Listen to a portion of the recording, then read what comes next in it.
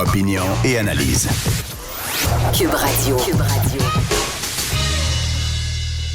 Il y a quelques années, on a commencé à entendre parler de ces formations EDI. Et rapidement, elles nous ont été présentées comme une espèce de truc moralement positif. On ne pouvait pas être contre ça. Et en fait, ça visait juste à faire en sorte que tout le monde arrive en 2023 et accepte, disons, les termes du monde dans lequel on vit. Mais là, il semblerait qu'il y ait un côté un petit peu plus sombre à ces formations-là. On en parle avec Steve Fortin, qui est chroniqueur. Bonjour. Salut, comment ça va? Très bien. Écoute, il y a quelqu'un qui se serait même enlevé la vie. Ben oui, écoute, c'est l'histoire un peu sordide. C'est une histoire qui s'est passée dans le Canada anglais. Donc, Richard Bilkstow, c'est un éducateur, un directeur, si on veut, un administrateur scolaire en Ontario. Et puis, il avait été en 2021, il avait été invité, il avait participé à une de ces formations qui est donnée par cette pléthore de gens qui en ont fait une business finalement, là, EDI, Équité, Diversité et Inclusion. Donc, dans ce cas-ci, on parle d'une formation qui était présentée par Keke Ojo-Thompson du Kojo Institute, et puis cette personne-là, femme noire, et elle a une entreprise, elle va dans toutes sortes de milieux de travail, d'entreprises, dans les différents paliers de gouvernement, puis elle offre des formations sur l'équité, diversité et inclusion. Dans ce cas-ci, toutefois, on est dans un univers qui transcende, si on veut, la simple volonté d'offrir une formation. On est vraiment dans un univers hyper militant. Et ce monsieur Bilkstow-là, il avait eu le malheur, finalement, dans une de ces séances d'orientation-là, d'être un peu critique de ce qu'on lui proposait dans le cadre de cette formation-là. Et donc, il y a quelques médias qui ont rapporté ça, le fil des événements. C'est que, en fin de compte, la formatrice, ce monsieur-là, cet éducateur-là, un homme cinquantaine, avancé, blanc, donc elle l'a pris en grippe parce que un des axes de la formation, c'était qu'il fallait reconnaître que le Canada est transi de racisme systémique, notamment par les hommes blancs. Pourtant, cet éducateur-là n'avait rien fait d'anormal, sinon que de proposer peut-être un angle plus critique ou même de questionner un peu ce qui était proposé. Et il a été pris à partie. Et à un moment donné, ça s'est enflammé sur ses réseaux sociaux. Ça a duré très, très longtemps. Dans son milieu de travail, il a été ostracisé à un point tel où il s'est enlevé la vie. Et quand on regarde ça, puis quand on regarde les formations en tant que telles, c'est une chose de dire, on va fortement proposer, puis dans certains cas, on le voit aussi, c'est imposé dans des milieux de travail.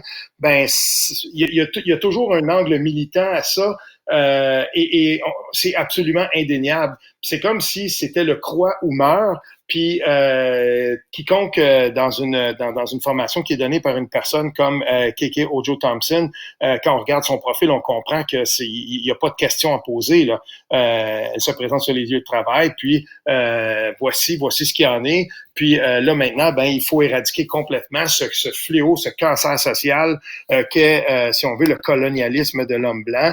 Et il faut admettre le racisme systémique. Voici la définition que la formatrice en conçoit, puis ensuite, c'est croix ou meurt. Mais je veux dire, comme toute théorie, à un moment donné, ou comme toute croyance militante, il faudrait qu'on soit capable d'au moins tenir une discussion, puis de pouvoir argumenter sur des bases saines. Dans ce cas-ci, ça a fini en intimidation, puis en suicide, un peu comme l'histoire de la professeure lieutenant Duval à l'Université d'Ottawa. Tu sais, elle a été prise à partie par une mob de gens qui croyaient là-dedans. C'est des talibans, littéralement, idéologiques. Puis elle est passée à deux doigts du suicide, mais elle l'a pas fait, comme elle l'a raconté. Oui, puis ce qu'on observe à chaque fois, c'est d'une part la négation du réel, puisque là, ce qu'elle demandait aux participants de reconnaître, c'est que le Canada est non seulement un État transi de racisme systémique, mais un État plus raciste que les États-Unis. Donc, d'un point de vue historique, c'est complètement faux, impossible même à contredire. Et deuxième chose, c'est la lâcheté. La lâcheté de tous ces gens qui travaillaient avec ce monsieur-là et qui ne l'ont pas défendu. Mais ce qui est intéressant, Rémi, c'est que je suis tombé là-dessus, puis à la suite d'articles de gens qui discutaient du sujet de ce monsieur-là, triste décès. Il y a quelqu'un qui m'a envoyé, ça m'était passé, pourtant ces sujets-là, j'aime me tenir au courant. C'est The Rise and Fall of the Chief Diversity Officer dans le Wall Street Journal, donc c'est pas dans la feuille de chou du coin, là. Puis c'est un article qui date du 21 juillet 2023, c'est tout récent. Puis ce qu'on parle là-dedans, c'est finalement dans beaucoup d'organisations, on s'est aperçu que c'est bien beau de dire on va créer un département de la diversité et de l'inclusion, mais il y a certainement des avantages à discuter de racisme ou de pratiques, si on veut, qui pourraient être discriminatoires dans les milieux de travail. Mais c'est l'abordage idéologique qui est devenu à un moment donné peut-être de plus en plus difficile à porter.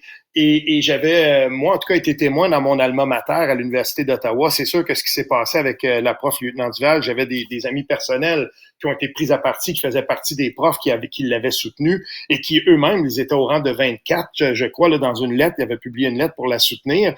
Et je veux dire, on allait littéralement là barbouiller sur leur porte de bureau de prof. Tout ça, ils ont été intimidés, ces gens-là. Je veux dire, c'est littéralement des talibans, là. C'est plate, c'est des talibans moraux. Mais là, dans ce cas-ci, dans l'article du Wall Street Journal, on dit justement que beaucoup d'organisations, finalement, se rendent compte que cet abordage militant-là, il est contre-productif, puis qu'il laisse peu de place, finalement, à la nuance. Et quand il n'y a pas de nuance, à un moment donné, c'est difficile d'essayer de faire gober ça à tout le monde dans une organisation, puis de penser que finalement, c'est un totalitarisme moral qu'on ne pourra pas contester. Je veux dire, ça fonctionne pas. J'invite les gens à lire cet article-là que je vais partager d'ailleurs après la chronique. Ça vaut vraiment la lecture. Il y a de la nuance là-dedans, puis la nuance, ça fait le plus grand bien ici, là. Totalement. Tu veux nous parler aussi de la rue Christophe-Colomb, dont il faudra peut-être changer le nom suite à l'initiative d'un jeune monsieur qui s'appelle Ray Coelho.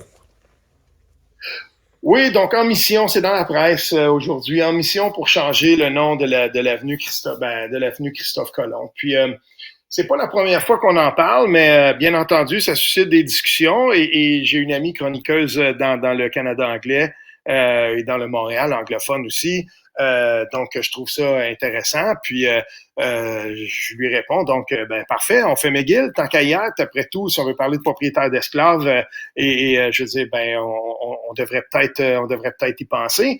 Puis, je lui faisais remarquer que c'était quand même intéressant de penser que Donald Trump, avec tout m'oppose à Donald Trump, bien entendu, mais c'était quand même le premier président qui n'avait pas dans sa famille un historique de propriétaire d'esclaves. Tous les autres en ont eu. Et je veux dire, donc, tu sais, si on entre là-dedans, c'est toujours la même question. Puis sur le fil de discussion de cette personne-là que j'estime, quelqu'un disait, tant qu'à faire, on devrait peut-être aussi débaptiser un parc qui s'appelle Parizeau à cause de ses commentaires qu'il avait dit sur le vote ethnique et tout ça. Fait que, non, moi c'est difficile de commencer à réduire la toponymie, si on veut, aux modes idéologiques et aux croyances du moment. Il faut que ça prenne un cadre beaucoup plus large que ça. Et c'est sûr et certain qu'il y a des côtés sombres par rapport à Christophe Colomb, et sombres et probablement même sanguinaires. Mais si on veut les regarder sur plusieurs centaines d'années en arrière, faisons le procès de l'époque. Et si on fait le procès de l'époque, je pense que la toponymie va changer du tout au tout. La royauté, par exemple, de la monarchie jusqu'à maintenant, là, ça fait beaucoup de rues à débaptiser puis de quartiers qu'on va changer en fonction de nom de fleurs, finalement, parce que faut pas déplaire à personne. C'est vrai. Merci beaucoup, Steve Fortin. On s'en parle bientôt. Certainement.